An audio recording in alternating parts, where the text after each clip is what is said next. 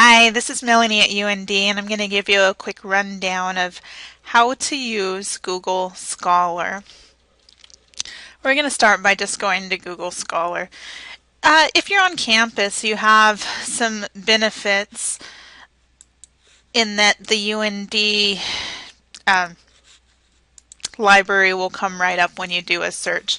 So if you look here on the right side of the screen where my arrow is, you'll see that links come right up that say find at UND because I'm recording this video from campus. However, if you're recording from home, you have to do some other things to your settings to make that work. If you see these other things that say HTML, sometimes it'll say PDF over here on the side, that means that it exists out on the internet and is not a library link. So if I click on this HTML, it's going to take me right to a web page. If I want to save this information from the web page here at the Urban Institute, I don't want to save it just as a web page because that's going to give me a folder with all kinds of funky web files inside. The better way to go is see if there's a PDF document link like this, and there is here. So I can go to the PDF document and save that, and that will save much neater. I can save that as whatever I want. And what I usually do is I create a folder either on my desktop or in Dropbox is where I usually save all my information that says that's titled related to the project that I'm working on. So I'm just going to save everything related to this particular search in that folder on my desktop right now. But if I wanted to save something and there wasn't that nifty little PDF link, then I can do something else. I can go to print and change my printer preferences to save as PDF.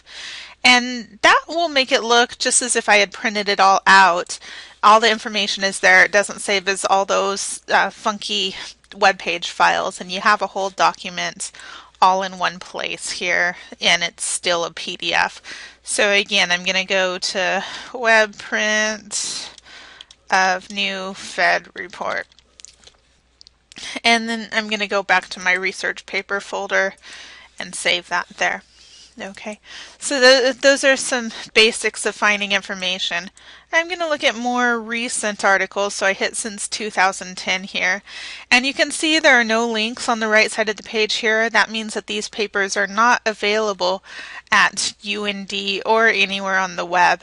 If I want to get a hold of one of those papers, I can do an interlibrary loan request, and they'll actually email you the article within about 3 or 4 days. This one says find it at UND is available, and then I can click on the full text here and it'll take me to my library link. And again, here's the web version of the article, but I want this PDF version of the article so it's easier to save if it's something that I think that I might use. So I'm going to just save this as engagement. And it defaulted since I last saved to that folder that I started. It defaulted to that folder there.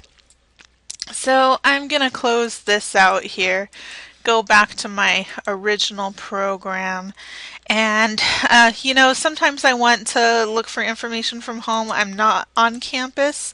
There's a way to do that and link directly to the library.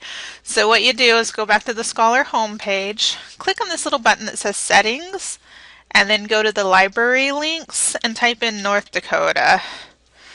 So it's going to give you all the resources related to North Dakota institutions. We have access in social work to the Health Sciences Library and the UND Library, so I'm going to make sure all of those are checked and then hit save. And now, even if you're doing the search from home, you'll get those library login prompts. Now, when I do my search from home using this method, when I click on the Find It at UND Library, it's going to actually take me to the library login homepage and ask me for my credentials. But once you type those in, you're good to go. It'll pull up your full text article, same as if you were on campus.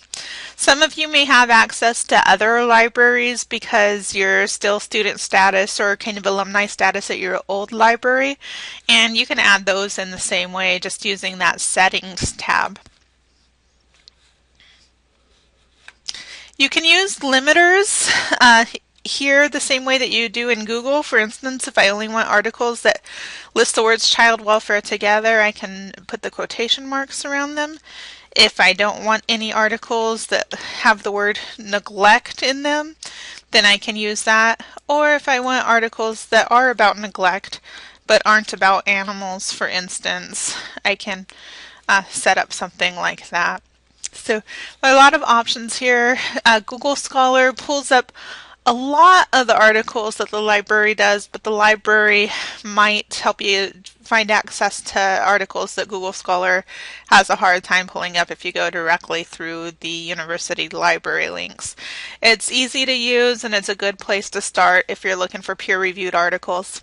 Not everything here is necessarily peer-reviewed. You still have to do due diligence, but if you do a scan down here of the titles, you can see that mostly we have peer-reviewed journal articles.